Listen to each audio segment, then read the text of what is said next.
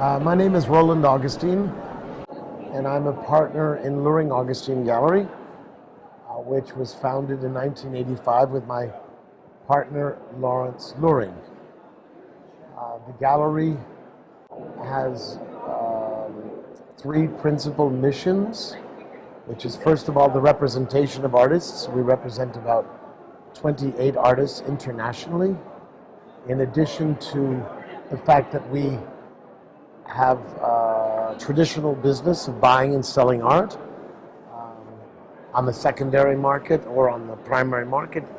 And lastly, we are advisors to a small group of individuals on a very selective basis in terms of the development of collections, their family collections.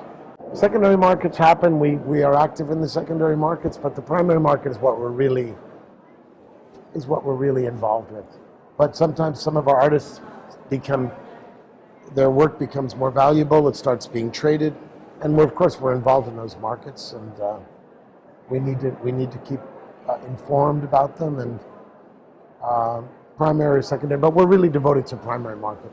That's the thrust. It's the program of the gallery, the exhibition program, it's the relationships with the artists, working closely on a day-to-day basis, providing a context, developing collections. That's our interest, and that's our strong suit.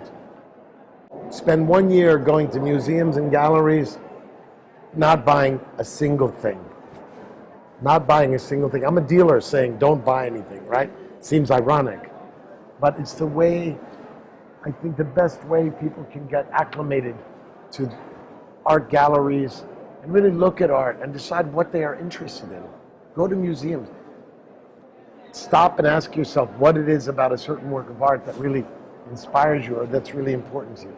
So for me, slowly work with a handful of dealers whose work you really,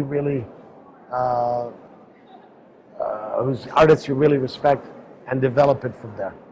First of all, we're very slow in coming to represent an artist.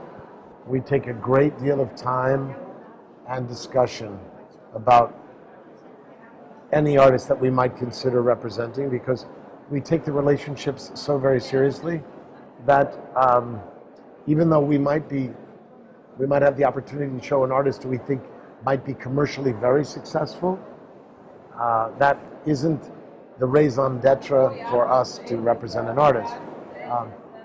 It's the language of that artist's work. I'll give you a very good example. In 1997, we started representing the Brazilian artist Tunga. And Tunga was not at all known in America, maybe just in certain small. And I realized that the language of Tunga was so sophisticated and so rich, and he was such an important figure. And Lawrence, my partner, and I agreed that we probably would have a great difficulty introducing and selling and making a commercial success of our relationship. But over the course of the last 15 years, we've had 4 exhibitions over a period of time, and we've helped to coordinate exhibitions of museums, and he's now developed a very, very strong following and in museums. It's still very sophisticated, the language, still an acquired taste, but a great, great artist. And so we're interested in the language of the artist. That's the first thing.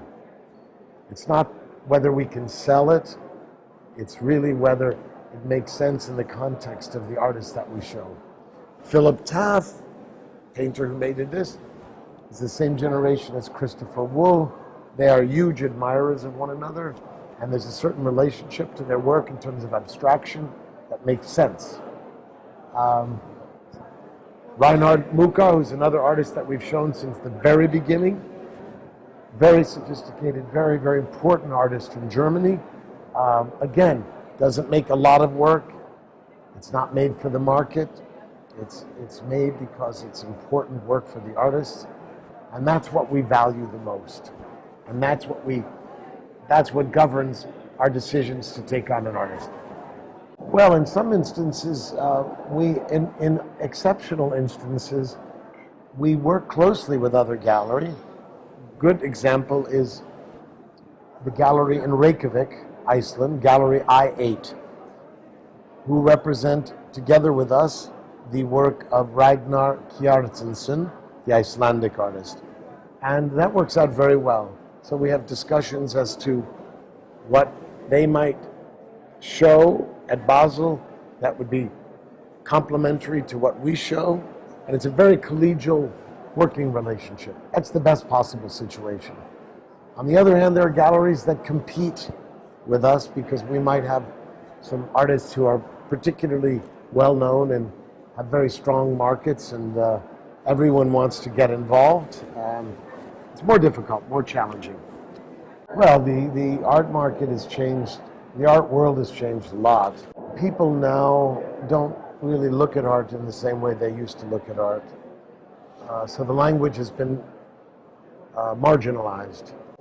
They look at it in terms of the asset value or investment value or the entertainment value of art.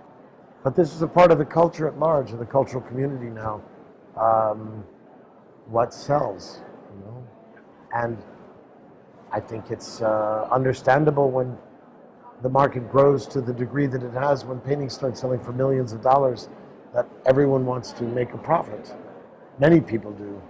So it's a very challenging period to be involved in the business, and it can be very depressing to know that people aren't really looking at the paintings. They're only thinking about it in terms of its investment value or its asset value.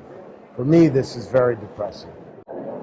At a certain point, it's outside of our control, and there's very little that we can do. But we will still always look at an artist's work in terms of its language. Is it conceptually rigorous? Is it formally interesting? That's what drives us. So it's not even, I think the balance happens. It's not so much that we go out to strategically try to balance things.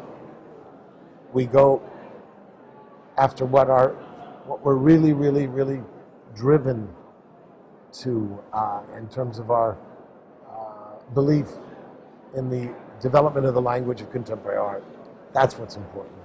Don't be naive. It's a tough world. It's a tough world. Slow, steady, small. Begin with modest expectations and develop from there. But don't be naive, because it's a very challenging environment. Many galleries competing for artists.